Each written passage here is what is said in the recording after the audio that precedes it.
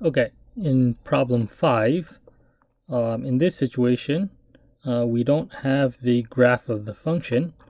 However, we're given some information about the first and second derivative for the function, and using this information, we want to be able to describe the features of the function. So first of all, let's pick out sort of the x values we're interested in. Right, so you see here f prime of -2. So this -2 is the x value. So to start it off, let's imagine where it is on the number line. Right, so say x equals -2 is somewhere here. And furthermore, it says that the first derivative is equal to 0 at this point. And so that tells us that we have a critical point at -2. Okay, so we have a critical point at -2. And what other information we have? So we also have that the second derivative is equal to 0. So that we have possibly an inflection point here. And then what else does it say? It says that the first derivative is negative, and then the second derivative is positive on the interval from -infinity to -2. Okay, so let's write the information down here. Right, so the first derivative is positive in this region, and the second derivative is, whoops, I made a mistake, right? So the first derivative is negative within this region.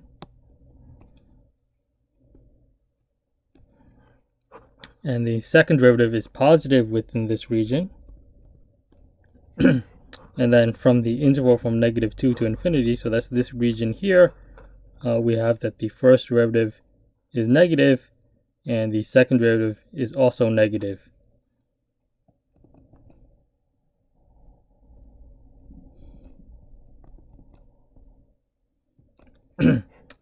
Okay, so using the information about the first and second derivative, we sort of have to understand the features of the graph, right? So the first derivative being negative means that the graph is decreasing.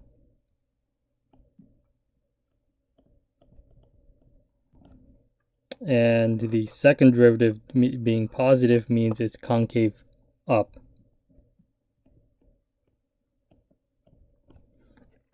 And similarly, in this region, first derivative is negative means it's decreasing.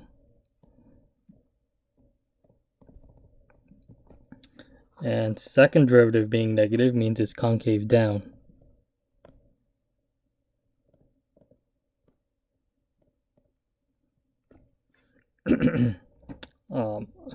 Okay, so the first question is asking, does f of x have a local maximum, local minimum, or neither at x equals -2? Okay, so before we answer these questions, let's try to imagine what the shape of the graph should be, right? So decreasing means it should be going downwards, and concave up. Right, so if you remember, there's four general shapes to the graph, right? So this shape, this shape, this shape, and this shape. So this is the decreasing concave up shape. This is the increasing concave down shape. This is the increasing concave, whoops, this was concave up. And then this is the increasing concave down shape. And then this is the decreasing concave down shape. Right, so decreasing concave up should be this shape here. And then decreasing concave down should be this shape here. So if I try to connect these two shapes together, it should be this shape here, right? So you see in the middle, we don't have a local maximum or a local minimum. So this is called a shoulder point.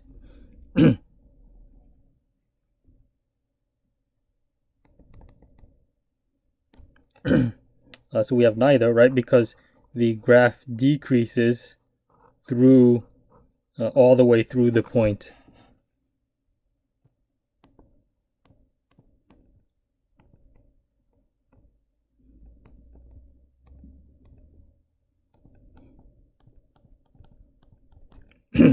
Okay, so B, does it have an inflection point? In this case, it's yes, right? Because it changes concavity from up to down.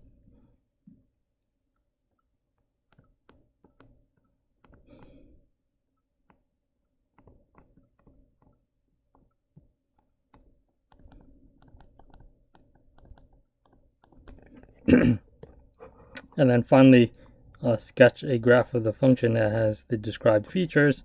And so we've already done that here, right? So this is my sketch of the graph where we attach these two shapes together with the point in the middle.